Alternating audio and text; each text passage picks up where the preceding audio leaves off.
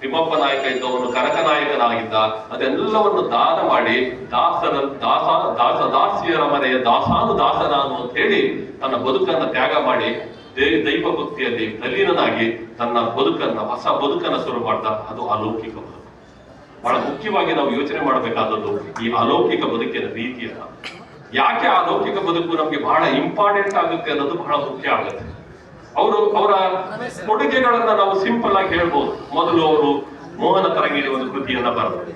ನಿಮ್ಗೆ ಗೊತ್ತಿದೆ, ಪಂಪ ಆದಿ ವಿಕ್ರಮಾರ್ಜುನ ವಿಜಯದಲ್ಲಿ ವೀರಕೇಶರಿಯನ್ನ ನಾಯಕನನ್ನಾಗಿ ಮಾಡಿಕೊಂಡು ಮಹಾಭಾರತದ ಅರ್ಜುನನೊಂದಿಗೆ ಹೋಲಿಕೆಯನ್ನ ಮಾಡ್ತಾ ಕೃತಿಯನ್ನು ಒಂದು ಅತ್ಯುನ್ನತವಾದ ಒಂದು ಕೃತಿಯನ್ನ ಬರೀತಾರೆ.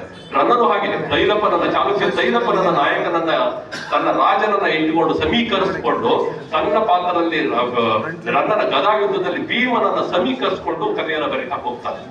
ಹಾಗೆಯೇ ಇತಿಹಾಸದ ಪುರಾಣದ ವಿಚಾರಗಳನ್ನ ಇಟ್ಟುಕೊಂಡು ಕನಕದಾಸರು ಕೂಡ ಮೋಹನ ತರಂಗಿಣಿಯಲ್ಲಿ ತನ್ನ ಆರಾಧ್ಯ ದೈವ ಕೃಷ್ಣನಿಗೆ ತನ್ನ ಆಗಿನ ರಾಜನಾಗಿದ್ದಂತ ನಮ್ಮ ಕೃಷ್ಣದೇವರಾಯ ಒಡೆಯರನ್ನ ವಿಜಯನಗರ ಸಾಮ್ರಾಜ್ಯದ ಕೃಷ್ಣದೇವರಾಯರನ್ನ ಸಮೀಕರಣ ಮಾಡಿಕೊಂಡು ಬಹಳ ಶೃಂಗಾರಮಯವಾದಂತಹ ಕಾವ್ಯವನ್ನ ಬರಿತಾ ಹೋಗ್ತಾರೆ. ಬಹುಶಃ ನಿಮ್ಗೆಲ್ಲ ಗೊತ್ತಿರೋ 15 ವರ್ಷದ ಒಂದು ಯೂನಿವರ್ಸಿಟಿಯಿಂದ ಅದನ್ನ ಸಿಲೆಬಸ್ ಆಗಿ ಮಾಡ್ಬಿಟ್ರು. ಬಹಳಷ್ಟು ಜನ ವಿರೋಧ ವ್ಯಕ್ತಪಡಿಸ್ಬಿಟ್ರು. ಬಹುಶಃ ಅದನ್ನು ತೆಗೆದು ಬಿಟ್ರು. ಆ ಶೃಂಗಾರ ಕಾವ್ಯ ಬೇಕಾ ಮಕ್ಕಳಿಗೆ ಅಂತ. ನಮ್ಮ ಆಲೋಚನಾ ಲೆವೆಲ್ ಎಲ್ಲಿದೆ ಅನ್ನೋದಕ್ಕೆ ಇದೊಂದು